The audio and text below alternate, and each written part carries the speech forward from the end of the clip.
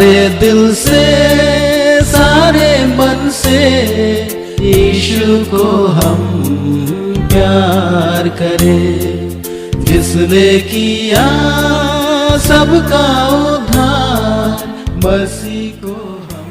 पिता परमेश्वर और प्रभु यीशु मसीह के महान और पवित्र नाम से आप सबों को जय मसीह की।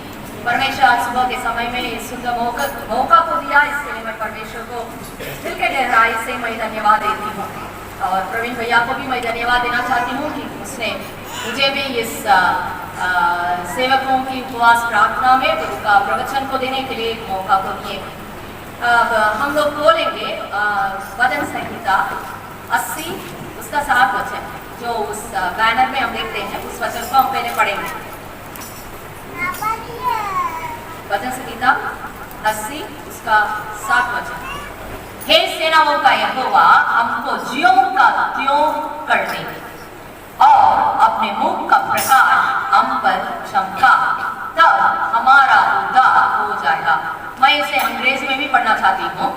Restore us, O God of hosts, let your face shine that we may be saved. मैं एक शब्द पर जोर देने के लिए चाहती हूँ, उसमें वो रेस्टोर, ज्यों का त्यों कर देना। ये मेरे हाथ में पेन है, मैं इसको इस टेबल में रखी हूँ, है ना। तो इस स्थान से ये नीचे गिर गया, है ना। अगर मैं इसे फिर से उठाकर इसी जगह में रख दूंगी तो क्या हो गया? रेस्टोर हो गया। तो इसी तरह हमारे आत्मिक जीवन में भी जो स्थान में हम पाए जाते हैं, उस स्थान से हटके गिरने के बाद यदि परमेश्वर के महान अनुग्रह के कारण पुनः उसी जगह में स्थापित किए जाएंगे, वो क्या है? ज्यों का त्यों, जैसे पहले था वैसे। ये उसका अर्थ है।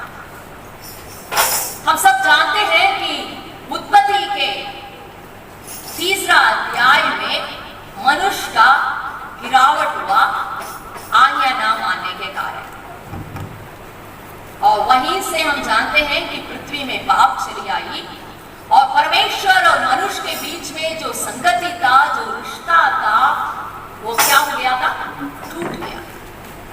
और उसी स्थान में पुनः मनुष्य को परमेश्वर के साथ संगति रखने के जगह पर परमेश्वर अपनाने के लिए चाह रहे थे। इसलिए परमेश्वर ने उसके लिए कई तरीकाओं को अपनाए, इसको हम लोग सब जानते हैं। लेकिन उसी स्थान को हम कब प्राप्त कर पाए? जब प्रभु यीशु मसीह का उस क्रूस पर बलिदान के द्वारा। उस वचन को हम पढ़ेंगे, फिर आगे संदेश में जाएंगे। इब्रानियों की पत्री उसका 10 अध्याय 19 और 20। इसलिए हे भाइयों, जब हमें यीशु के लहू के द्वारा उस नए और जीवते मार्ग से पवित्र स्थान में प्रवेश करने का हियाव हो गया है, जो उसने पर्दे अर्थात अपने शरीर में से होकर हमारे लिए अभिषेक किया है। यहाँ पर इस वचन में हम पढ़ते हैं, प्रभु यीशु मसीह का क्रूस पर उस मृत्यु के कारण, वो किस प्रकार का मृत्यु है?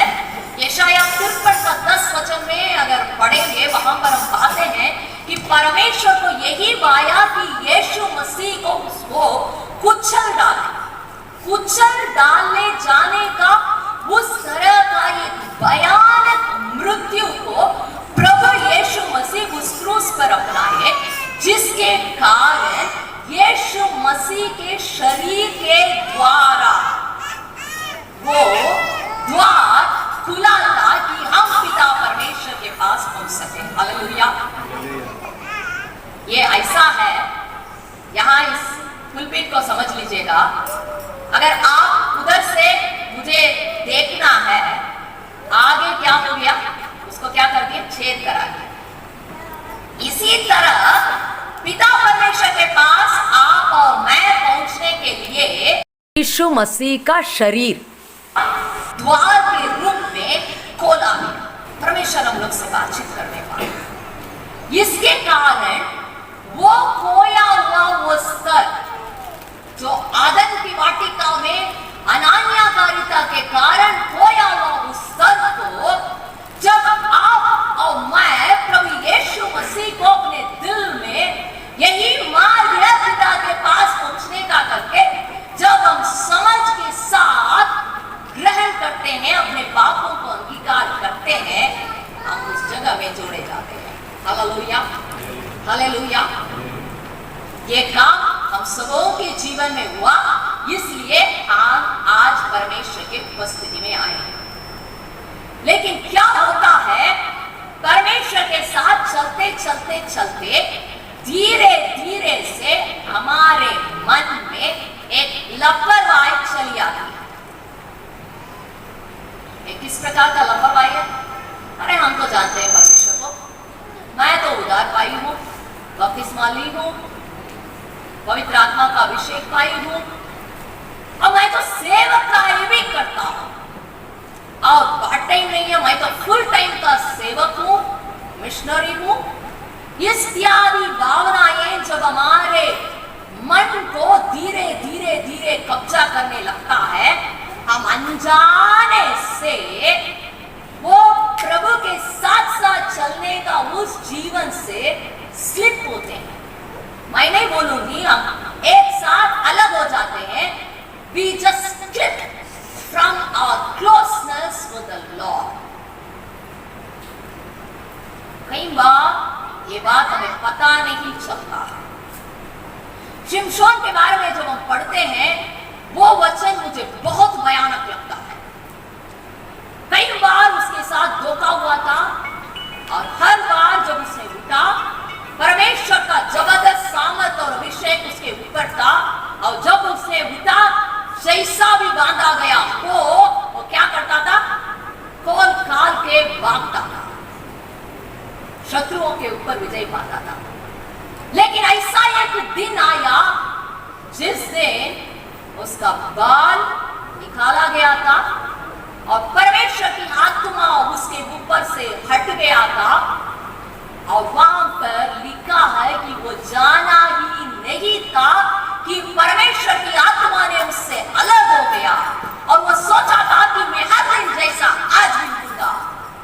लेकिन हाय, बंदी बनाया गया, आंख निकला गया। प्यारो, ये दशा हम में से किसी के साथ भी हो सकता है, लेकिन परमेश्वर नहीं चाहता है कि हम उनसे अलग होकर जिए। यूहन्ना सुसमाचार 15 अध्याय में वहां पर पढ़ते हैं, प्रभु यीशु मसीह अपने चेलों को इस बात को सिखाते हैं, मुझसे अलग होके तुम कुछ भी। मैं बता रही हूँ, एक बार को भी हम हिला नहीं सकते हैं परमेश्वर को छोड़ के। लेकिन हम सोचते हैं हम बहुत कुछ कर सकते हैं। विश्वास कीजिए नहीं कीजिए, मैं हर दिन रात को जब सोने के लिए लेटती हूँ, मैं बोलती हूँ, ये परमेश्वर, अगर आप मुझे सोने की अनुमति देंगे तब मैं सो सकती हूँ, अन्यथा मैं नहीं सो सकती हूँ। मेहरबानी होके मुझे सोने की अनुमति दीजिए। यस, मेरे जीवन में ये बात थी बचपन से।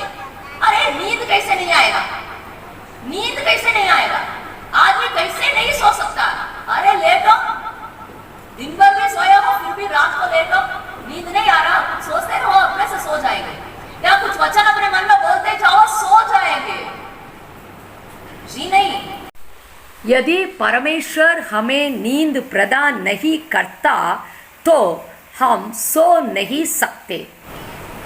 कई रात ऐसी मेरी बीती है, वचन कोई भजन संगीता शुरू करूंगी, बोलते रहूंगी, नींद नहीं आई। ठीक है, गाएंगे, परमेश्वर को आराधना करेंगे, शुरू करती थी, गाएंगे, आराधना करेंगे, रात बीत जाएगी, लेकिन नींद नहीं आती। तब मैं प्रभु के पास अपने को सौंप दी। I just surrendered to the Lord. I said, God, I realize from the depth of my heart your sovereignty. अपने दिल की गहराई से परमेश्वर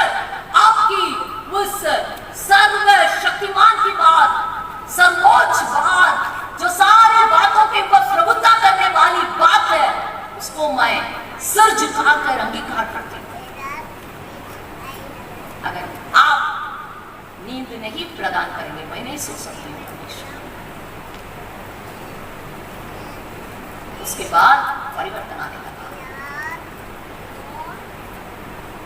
प्यारो, परमेश्वर से अलग होके हम कुछ भी नहीं कर सकते। हम प्रभु की सेवकाई में हैं। हम सोचते हैं कि किसी गांव में गए, किसी को हम ट्रैक्ट्स दिए या 2 दिन बैठ के उनके साथ दोस्ती बनाए, उनको प्रभु का प्रवचन सुनाए, सुसमाचार सुनाए। उनके घर में अगर दूध का परेशानी हो या कोई बीमारी हो, मैं प्रार्थना की हूँ या प्रार्थना किया हूँ, उस घर में छुटकारा आया तो वो प्रभु को ग्रहण कर लेंगे। जी नहीं, इतना आसान नहीं है किसी व्यक्ति का उद्धार में चले आना। जितना आसानी से आप और मैं समझते हैं वो उतना आसान ही नहीं है। एक प्राण को नरक से बचाना उतना आसान नहीं है।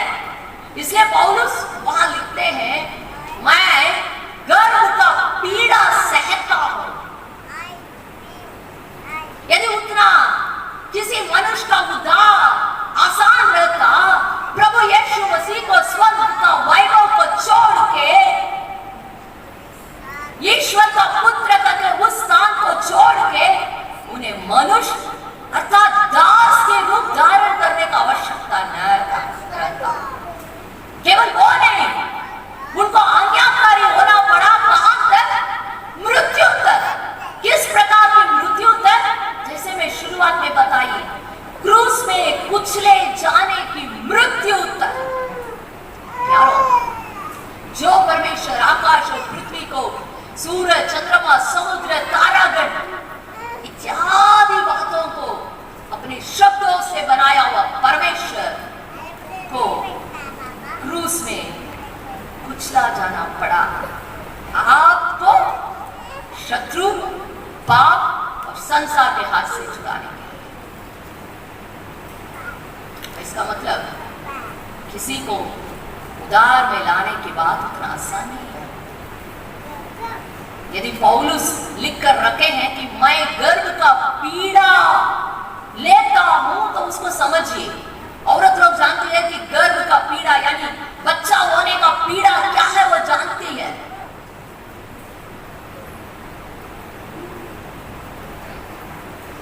अगर किसी को प्रभु के भवन में आना है, प्रभु के उस झुंड में भेड़ों के साथ चले आना, भेड़शाला में आना है, उसके लिए मुझे दाम चुकाना है।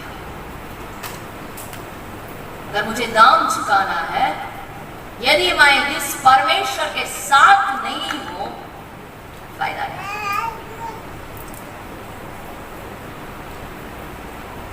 हव्वा की गिरावट, आदम की गिरावट किस प्रकार हुई? वे बरमाए गए। शैतान का नाम है बरमाने वाला। हम में से कोई भी इसमें बच नहीं सकते हैं। कितने बड़े सेवक हो, कितने बड़े प्रचारक हो, कोई भी कहीं भी अपने सेवकाई के दौरान में, अपनी जिंदगी के दौरान में बरमाए जाने का संभावना है। हमें होशियार रहने की आवश्यकता है। इसलिए आज हम आए हैं 3 दिन उपवास करके, हे परमेश्वर हमें ज्यों का त्यों बनाइए। वर्ष के बीच में, साल के बीच में हमें फिर से जिलाइए। लेकिन ये जिलाया जाना भी उतना आसान नहीं है। आज के लिए परमेश्वर ने जो वचन दिया वो रोमियो का पत्री 8 अध्याय का 8 वचन। रोमियो की पत्री बोलने से हम सबको कौन सा वचन याद आता है? रोमियो की पत्री 8 का 28। लेकिन हम में से बहुत कम लोग इस वचन को जानते होंगे। रोमियो की पत्री 8 का 8। और जो शारीरिक दशा में हैं, वे परमेश्वर को प्रसन्न नहीं कर सकते। अगर मुझे किसी के साथ साथ चलना होगा, किसी के साथ मेरा मन एकता में जुड़े रहना है, तो क्या करना है? उस व्यक्ति का मन लायक मुझे जीना है कि नहीं? अगर परमेश्वर के साथ साथ मेरा जीवन होना चाहिए, तो मुझे कैसा चलना है? परमेश्वर को प्रसन्न करने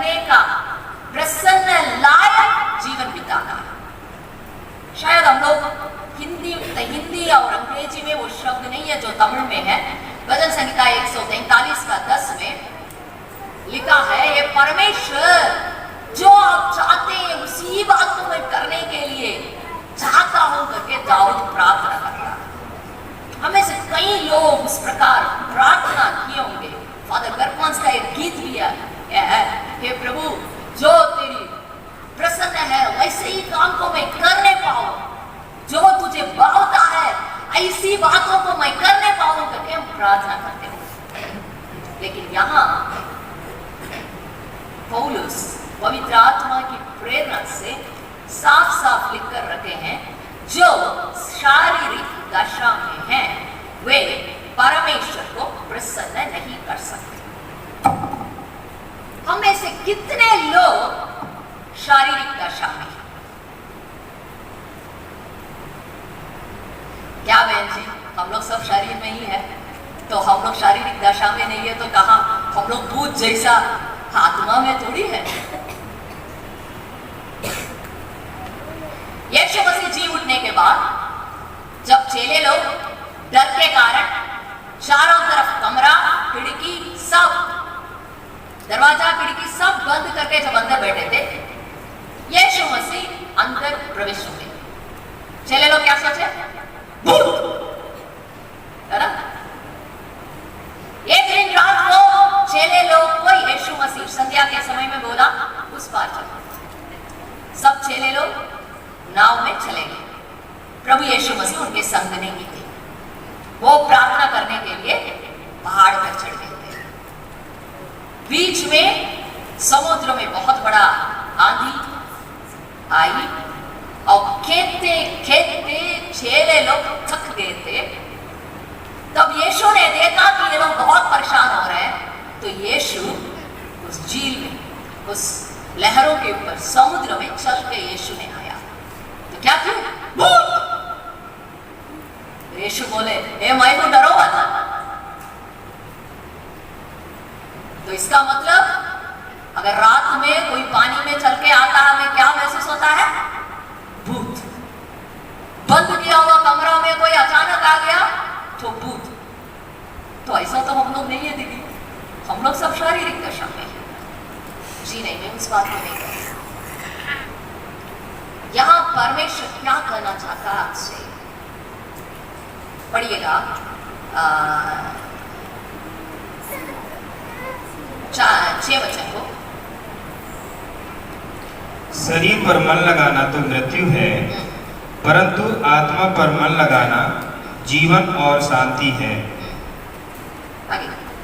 क्योंकि शरीर पर मन लगाना तो परमेश्वर से बैर रखना है, क्योंकि ना तो परमेश्वर की व्यवस्था के अधीन है और ना हो सकता है।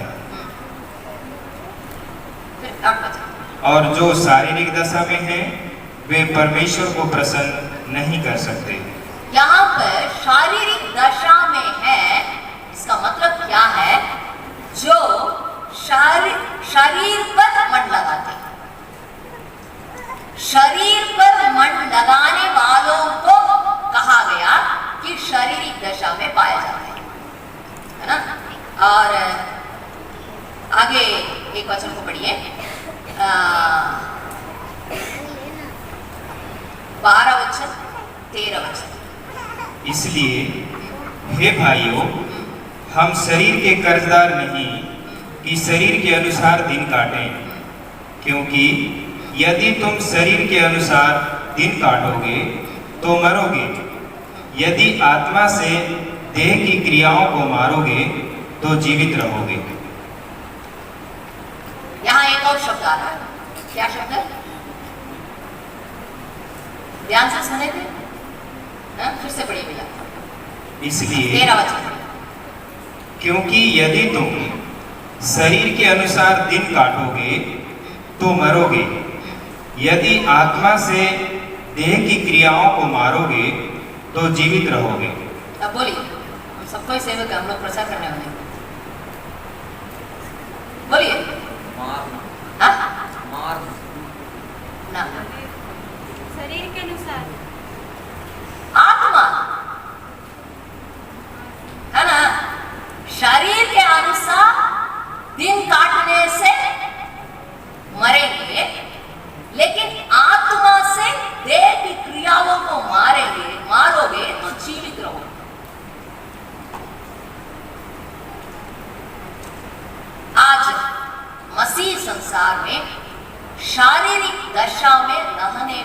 लोग 99%, झूठ नहीं बोल रहे, वास्तविक बात। लेकिन जो आत्मा से शारीरिक बातों को मार के आत्मा की प्रेरणा से, आत्मा की अगुवाई से चलाए जाने वाले मात्र 1%। इसलिए हमारा देश में क्या नहीं है, जागृति नहीं है। मैं फिर से बोल रही हूं, मसीही दुनिया में शारीरिक दशा में रहने वाले यानी चलाए जाने वाले लोग 99% है। परमेश्वर की आत्मा की प्रेरणा से चलाए जाने वाले मात्र 1% है। इसलिए जागृति नहीं है। हम प्रार्थना करते हैं बहुत। मेरा समझ से पिछले जब लॉकडाउन शुरू हुआ, कई लोग प्रार्थना शुरू किए। किस बात के लिए? उसके पहले ही हम लोग यहाँ शुरू किए थे, हे प्रभु जागृति भेजिए, जागृति भेजिए। कहीं संदेश, कहीं संत लोगों के जीवन में जिनके द्वारा परमेश्वर ने एक बहुत बड़ा जागृति को भेजा, उन बातों को अध्ययन किए, प्रार्थना कर रहे हैं। कई लोग रात भर प्रार्थना कर रहे हैं सिर्फ एक बात के लिए, जागृति के लिए। फिर भी कोई जागृति नहीं है जितना आना चाहिए। क्यों? सब जैसे का तैसा लग रहा है। क्यों? यही कारण है। वे इस पर गंभीर या जोर देते नहीं है कि मुझे परमेश्वर की आत्मा से चलाया जाना है। जिस दिन हर व्यक्ति जो प्रभु यीशु मसीह को अपने दिल में उद्धारकर्ता के रूप में ग्रहण किया है, अपनी शारीरिक कामों को काट के या मार के परमेश्वर की आत्मा में चलाया जाने के लिए शुरू करेगा, उस दिन हमारा देश जागृत करेगा और वो एकदम आग किनारे पकड़ेगा। जागृति ऐसे ही नहीं आती है, वो एक व्यक्ति के अंदर से शुरू होती है। यहां जो बैठे हम में से हर एक के अंदर एक ज्वाला है, तो ये जलेगा। याकूब में सुंदर वचन है, आग का चिराग है ना, क्या करता है? पूरा जंगल को जला देता है कि नहीं? जंगल को जलाना है, हमें क्या नहीं चाहिए? पूरा बहुत ज्यादा आग बना के जरूरत नहीं है, एक चिराग।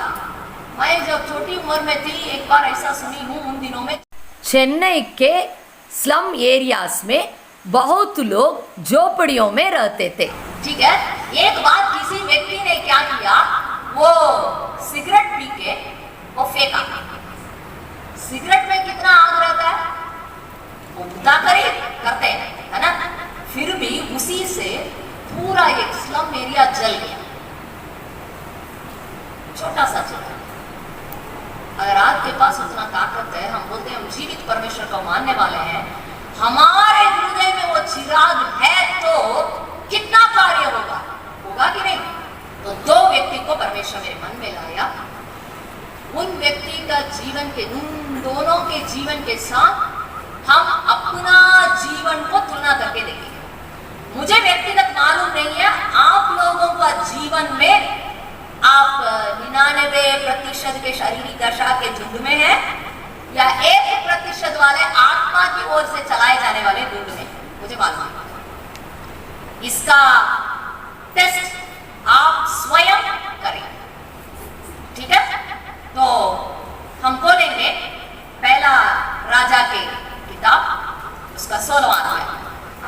एक व्यक्ति के बारे में पढ़ते हैं 29 वचन से लेकर, ठीक है, 29 से 33 वचन तक। ध्यान से इन एक वचनों पर, एक शब्दों पर भी गौर कीजिए कि इस व्यक्ति का इंट्रोडक्शन यानी भूमिका किस प्रकार दिया जा रहा है पवित्र आत्मा से। पढ़िए।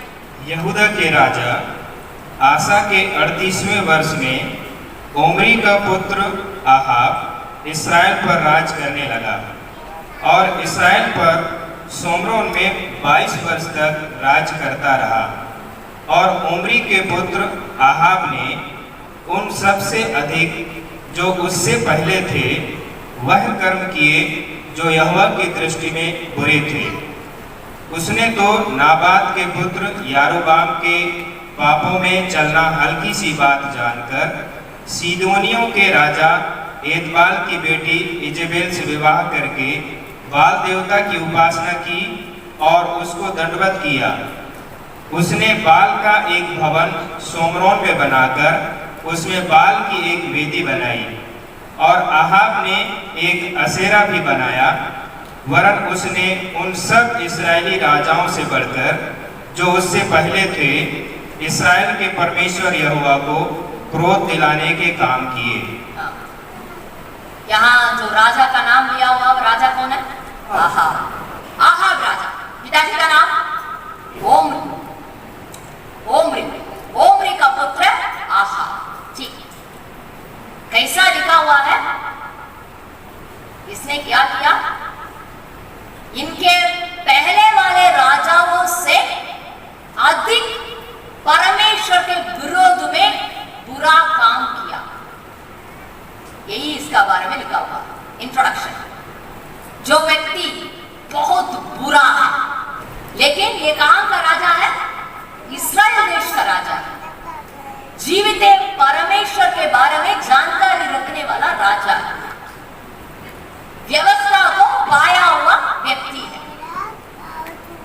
इसको मालूम है कि परमेश्वर ने राजाओं का आज्ञा दिया है कि क्या नहीं करना है?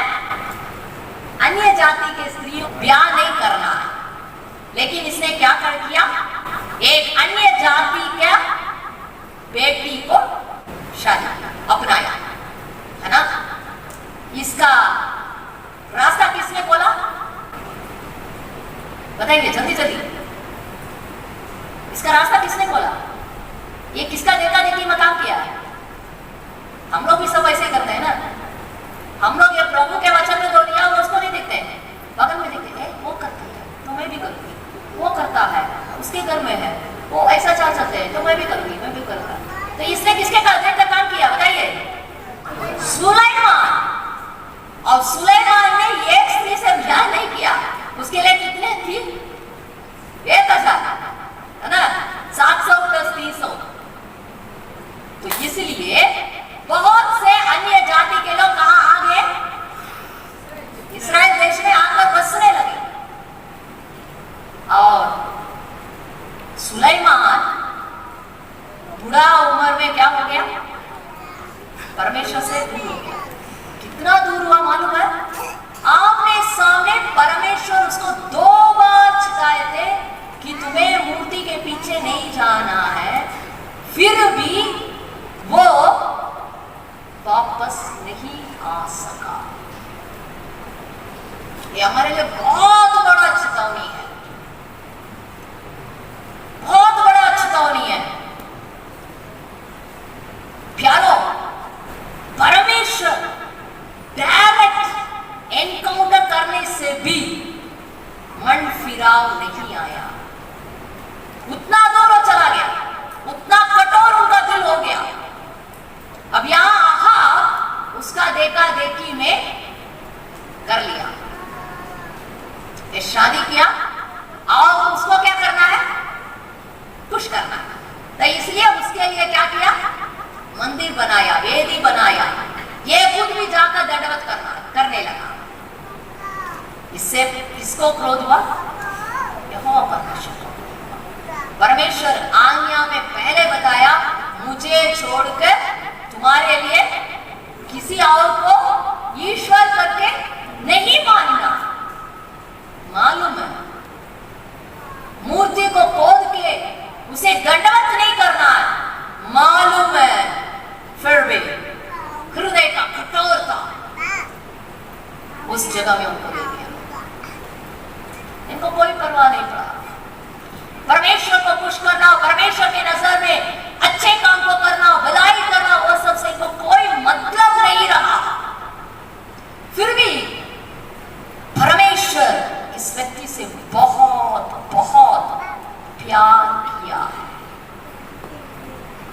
था ना, जिसका इंट्रोडक्शन ही प्रभु को क्रोध दिलाने वाला काम किया हुआ व्यक्ति करके है। लेकिन मैं बता रही हूं इस व्यक्ति से परमेश्वर बहुत प्यार किया। मैं दिखा रही हूं 17 अध्याय में ही पहला एलिया नबी का नाम आ रहा है। वहाब राजा के पास जाके बता रहे हैं जब तक मैं नहीं कहूंगा देश में मेघ नहीं आएगा, ओस भी नहीं पड़ेगी। इस व्यक्ति को क्या करना चाहिए था? तुरंत क्या करना चाहिए था? जब इस प्रकार का चेतावनी आया है, इसे तुरंत नम्र करना था। मुझे क्या करना चाहिए? अगर समय नहीं बताया जा रहा है, कितने साल तक हो सकता है कोई अनुमान नहीं है, जब तक नहीं कहेंगे इनडेफिनेट। यदि एक सच्चा राजा जो अपने प्रजों के ऊपर प्यार रखने वाला हो तो उसे बोलना चाहिए ऐसा अकाल आएगा तो मेरा देश के लोग नष्ट हो जाएंगे, इसके लिए मुझसे क्या अपेक्षा किया जा रहा है। इसने सोचा था, ये चला गया, परमेश्वर ने इसको छिपा दिया। लेकिन इसकी पत्नी ने क्या की? सारे प्रभु के सेवक लोगों को मार डालना शुरू किया। ये राजा आहाब जो परमेश्वर को जानता है, इसको बोलना था ये गलत है, वरन इसने नहीं बोला, इसको हिम्मत ही नहीं थी। इसके बारे में हम पढ़ते हैं पहला राजा 21 का 25। सचमुच आहाब के तुल्य और कोई ना था जिसने अपनी पत्नी इजेबेल के उकसाने पर वह काम करने को जो यहोवा की दृष्टि में बुरा है अपने को बेच डाला था। कितना एक नीचे गिरा हुआ एक बात। यहाँ लगभग हम सबको ये परिवार के रूप में आए हैं। इस वचन को पढ़ने से शायद भाइयों के मन में ये आता होगा, इसका मतलब पत्नी की बात सुनना ही नहीं है। आहाब के बारे में लिखा है उसने क्या कर दिया? अपने आप को पत्नी के हाथ में बेच डाला। ना ना ना, वो बात नहीं है। क्या करने के लिए बेच डाला? उसके उकसाने पर परमेश्वर के विरोध में बुरा काम करने के लिए। चाहे पति हो चाहे पत्नी हो, यदि परमेश्वर के विरोध में कोई बात कहते हैं, उन्हें क्या करना है? चिताना। अनन्या और सफीरा भी यही काम में थे, है ना? वहां सफीरा को अच्छा से मालूम है उसका पति जो कर रहा वो गलत है। वो भी हाँ हाँ करके चिंचांग मारी। क्या हुआ? दोनों मर गए। परमेश्वर का वचन स्वयं परमेश्वर बताते हैं पति को अपने माँ बाप को छोड़ के पत्नी के साथ मिला रहना है। हिंदी में वो बहुत सुंदर है। मिला रहने का मतलब एक साथ होना। वो एक साथ कैसे आएगा? एक दूसरे की बात मानने से ही। एक व्यक्ति वहां हुक्म चलाएगा तो काम नहीं चलेगा। दासत्व के दशा में पत्नी को रख के चलाने से वहां पर मिला रहने की बात नहीं आएगी। बाइबल हमें बतलाती है, एफिसियों की पत्री में 5 अध्याय में वहां पर 23 वचन में लिखा हुआ है, हमें एक दूसरे की आज्ञा मानना चाहिए। उसके बाद पति और पत्नी के लिए बात आती है।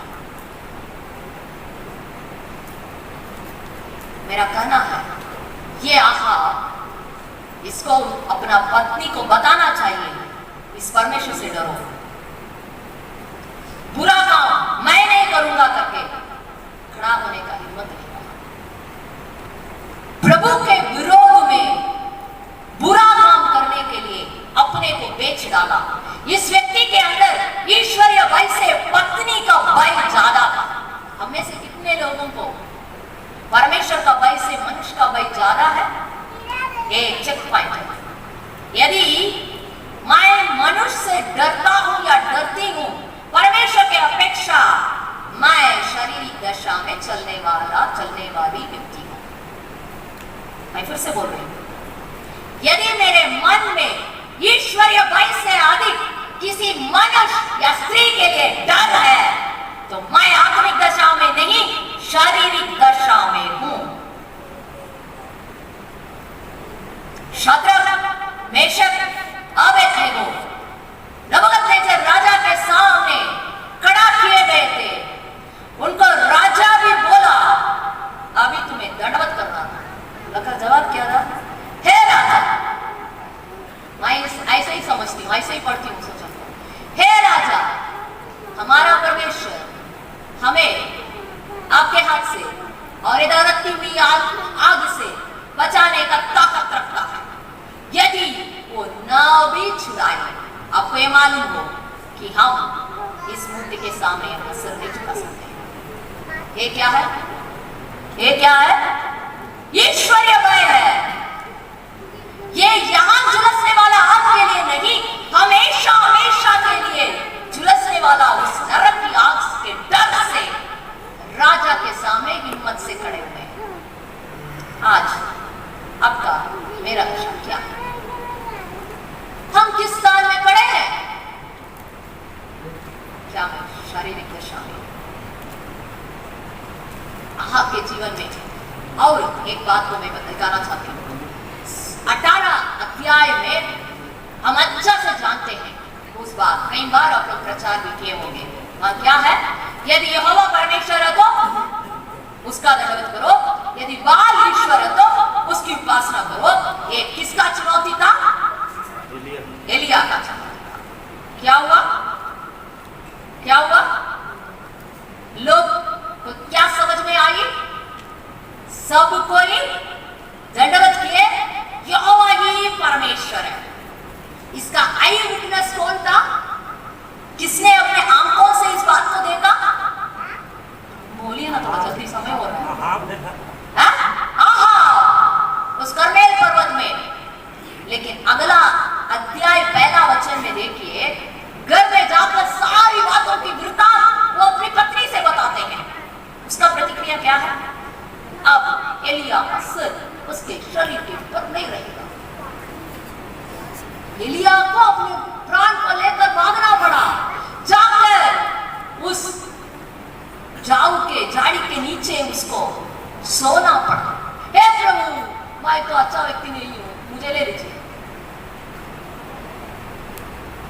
इसको क्या बोलना था? इसको रोकना था। कैसे बोल सकती है? तो कैसे उसका सिर हटा सकती है? मैं अपने आंखों से देखा हूं, यहोवा ही परमेश्वर है, बाल देवता नहीं है। तुम्हें इस परमेश्वर के सामने अपना सिर झुकाना होगा करके उसको बताना चाहिए था। See, God gave a very spectacular manifestation of Himself to Ahab, but still his heart, though it seemed to submit at Mount Carmel, it could not yield later. जरूर तो देखने से लगा कि इन्हें समझ में आया कि यहोवा ही परमेश्वर है, लेकिन वास्तव में भीतर हुआ नहीं था।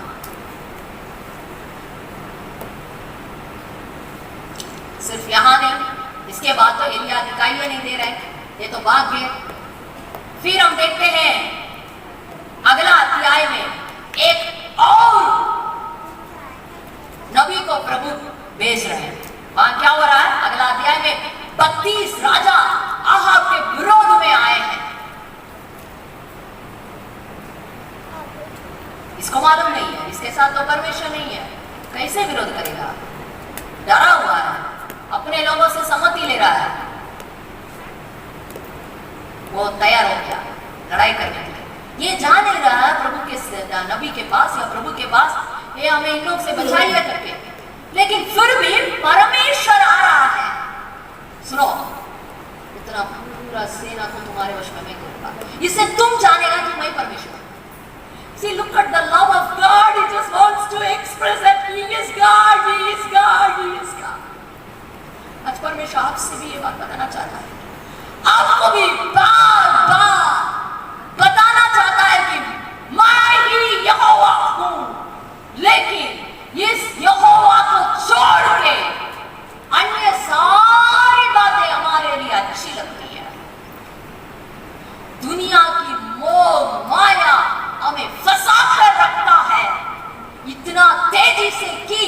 हम जान नहीं पाते हैं कि ये यहोवा परमेश्वर।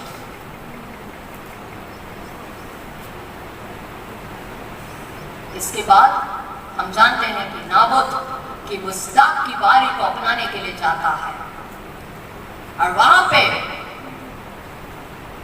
उनसे बात किया, वो माना नहीं, लेकिन इसको तो है दुष्ट औरत, ये क्या थी, उसको मार डाली।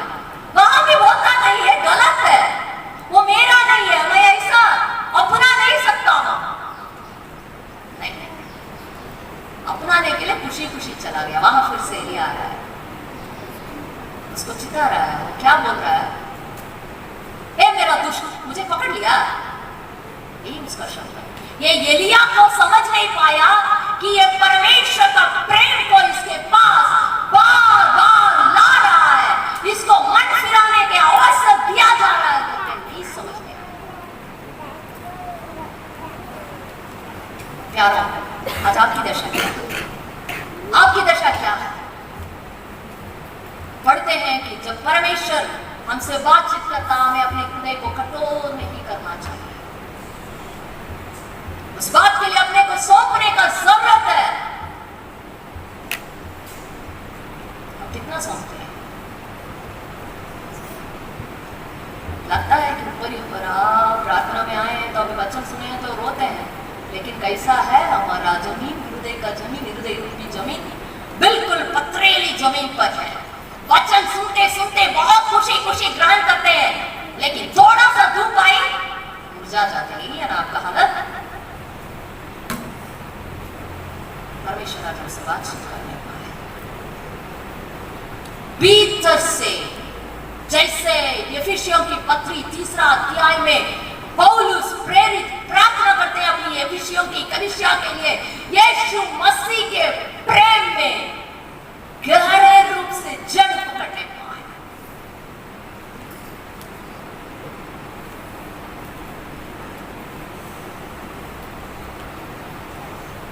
ना बुरा व्यक्ति को उसका जीवन के अंत में परमेश्वर उसको बहुत कुछ सुना रहे हैं।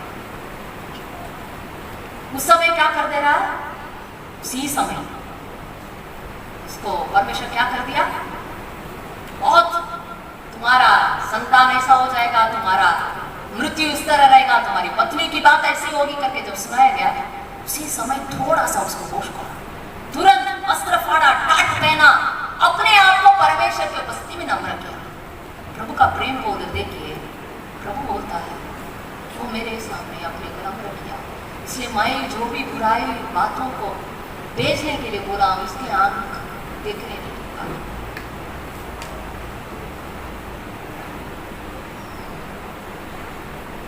परमेश्वर चाहता है कि आप उसके साथ संगति रखें, उनके साथ साथ चले, परमेश्वर की आत्मा से चलाया जाए।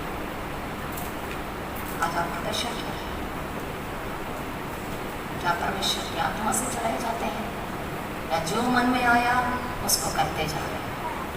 क्या आप गलतियों 2 अध्याय का 20 वचन में जिस प्रकार प्रेरित पौलुस लिखे हैं, मैं मसीह के साथ क्रूस पर गाड़ा गया, अब मैं जो जीवित हूं मैं नहीं हूं, मुझ में यीशु जीवित है। इस प्रकार है। गलतियों 6:14 में लिखा है,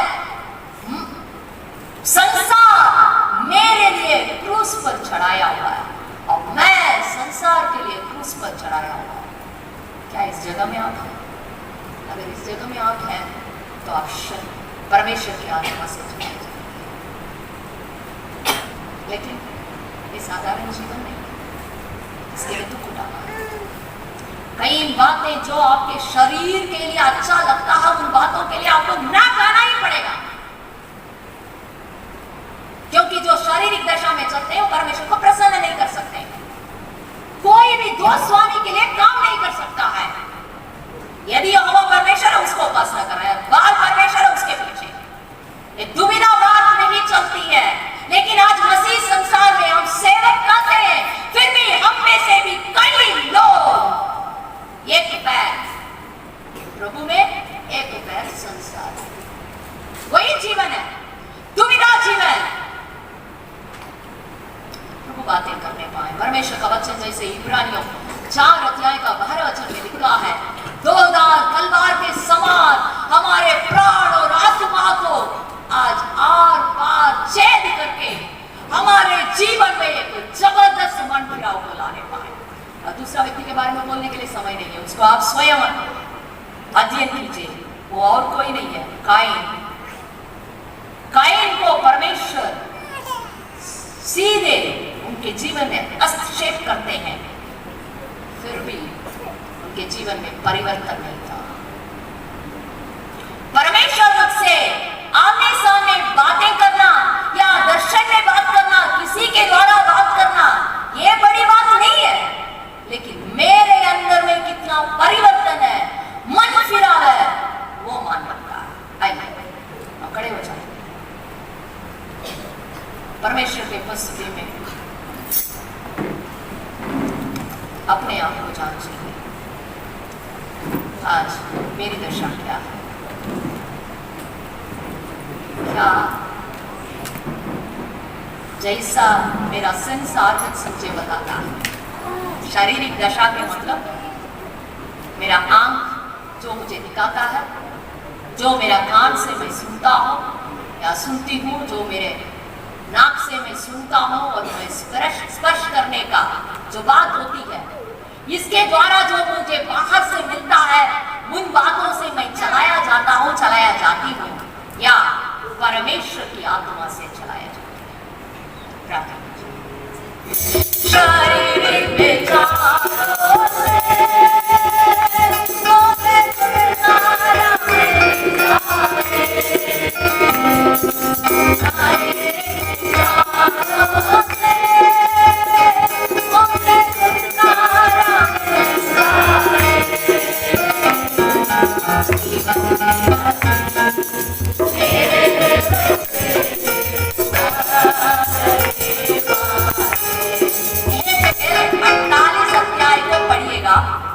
उसमें वो नदी जहां जहां बहती है वहां क्या होता है करके लिखा हुआ।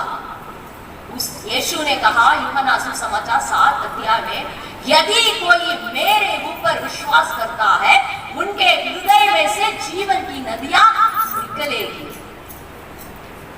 लेकिन क्या मुझे रोकता है? शरीर। पिता परमेश्वर, इस समय के लिए आपको धन्यवाद देते हैं।